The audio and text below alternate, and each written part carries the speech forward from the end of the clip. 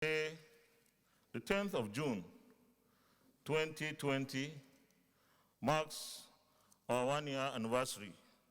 So today is the beginning of a new year for us in the Ninth Senate. We have every reason to thank the Almighty God for his blessings. As we clock 1 year, it is appropriate to reflect on the journey so far.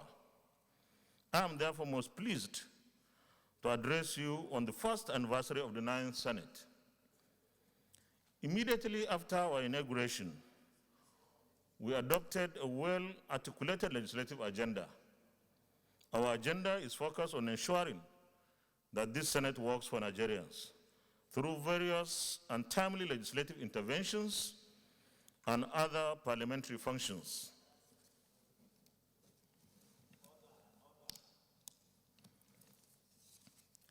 We have also committed ourselves into working in a bipartisan manner. Our goals and targets were crystal clear, and we have remained resolute to achieve them. Our decisions have been collective, purposeful, and patriotic. Today, we can say that we have remained on track to delivering on our promises to the Nigerian people. The Senate, working cordially with the House of Representatives, has created a productive and proficient National Assembly. As a bicameral legislature, the Senate will continue to partner with the House of Representatives to engender stability and productivity. Let me seize this opportunity to congratulate the leadership and entire members of the House of Representatives for also clocking 1 year in the 9th session of the National Assembly. Both the 9th Senate, indeed the 9th National Assembly and the executive arm of government have decided to collaborate and partner for a harmonious working relationship. Today, there is a very good relationship based on mutual respect, consultation, cooperation, collaboration, and partnership. There is no doubt that these are proven to be beneficial to the people we represent. I commend the executive arm of government for the valuable partnership that has so far yielded improved service delivery to our citizens. A good working relationship is desirable and indeed imperative in order to achieve optimum, effective, and efficient service delivery to the people. But equally important, however, is the observance of the principle of separation of powers. We will continue to be guided by this principle in our relationship with other arms of government. Thus, we will continue to carry out our constitutional role of oversight on the executive arm of government. This is necessary in order to engender and guarantee efficiency in governance and to also protect the liberty of citizens. We will also be guided by the national interest. 1 year ago, one of our major concerns and priorities was to change the federal government budget cycle. Our concern then was our country needed to have a budget cycle that would be regular, predictable, and stable. We worked extra hours and days to ensure that the budget 2020 was passed before the end of December 2019. Our committees carried out the necessary scrutiny of the budget estimates of the various ministries, departments, and agencies before the budget was finally passed by the National Assembly on 5th December 2019. It is noteworthy that the passage of the 2020 appropriation has enabled the federal government to start the implementation of the budget from January 2020. It also created better environment for businesses in Nigeria to plan on their financial activities within the year. The Senate successfully amended the Deep Offshore and Inland Basin Production Sharing Contracts Act, Cap D3 LFN 2004, Amendment Bill 2009, which was specifically geared towards increasing our collectible revenues from proceeds of crude sales. The other areas of legislative interventions considered by the Senate were the passage of the Medium-Term Expenditure and Fiscal Strategy Paper, MTEF FSP 2020 to 2022, Public Procurement 2007, Amendment, Finance Bill 2019, which of course included about 7 separate bills. Companies and Allied Matters Act, CAP C 20 LFN 2004, a repeal and reenactment bill 2019.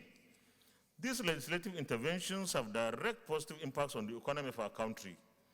As more revenues are earned by government, The capacity and ability of government to address the infrastructure deficits are enhanced. The Senate in the period under review has passed a total of about 450 bills. The Senate in the period under review has passed a total of about 450 bills.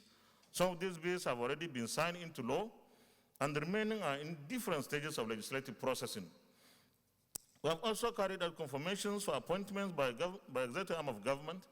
We recall that the Senate suspended its recess in order to screen and confirm the ministerial nominees of Mr. President in July last year. Barely a month after our inauguration, we also confirmed the appointment of Chief Justice of Nigeria, Honorable Justice Ibrahim Tanko Mohammed GCON, on 17th July 2019. Today, 11th June 2020, we have just confirmed the nominee for the President of the Court of Appeal, Honorable Justice Monica B. Dongban Mensam. In all the cases, our committees worked hard to meticulously screen the nominees. Thus, in the last 1 year, this Senate has successfully confirmed 33 presidential confirmation requests. There is no gainsaying that these confirmations and subsequent appointments added value to the administration and management of agencies of government. In other words, they promote and engender good service delivery to citizens. Today, the Senate has passed the request of the Executive on the revised Budget 2020.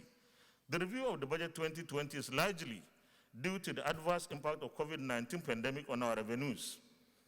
As an oil-dependent economy, the slump in the price of crude in the world market means that the revenues we earn cannot meet the planned expenditures. The low revenues from crude exports also need to explore other sources of funding the budget. Hence, the resort to foreign borrowing from bilateral and multilateral sources. In order to support and enable the government raise the necessary funds for national development, there were requests for approval to borrow, both from the domestic and foreign sources. We have approved foreign loans of about $28 billion in the last 1 year. We had ensured proper scrutiny for the desired projects and programs of government, the conditions attached for the facilities before approving such borrowing requests. The task ahead of us is to ensure tracking, monitoring, and supervision of how the loans are applied. We must ensure that the target projects remain unchanged and that there is value for money also. The current experience of low revenues to government also challenges us to think and evolve new or additional sources of funding government projects, especially for the development of our infrastructure. While borrowing may be inevitable, we should also consider a public-private partnership as a means of funding some of our government projects. The COVID-19 pandemic has revealed how weak our health infrastructure is. The pandemic has also brought with it a new reality in our lives and livelihoods. We are clearly exposed to economic vagaries and instability largely due to our dependence on crude exports. This dependence leaves our country vulnerable to the vicissitudes of the international oil market price. We therefore have to confront the challenge of diversifying our economy for more reliable revenues and stable economy. With a funding gap of over $14 billion this year, the post-COVID-19 period can face a recession and job losses by millions of our citizens. There is an urgency more than ever to explore more sources of revenues in addition to the crude. The diversification of our economy must remain a top priority in the subsequent years from today. One means of diversifying our economy is the agricultural sector. The agricultural sector has the potential to provide employment and create wealth for our people. We should therefore consider all the possibilities in this sector. Equally important is the solid mineral sector. The present contribution of 0.03% to GDP by the sector is simply unacceptable.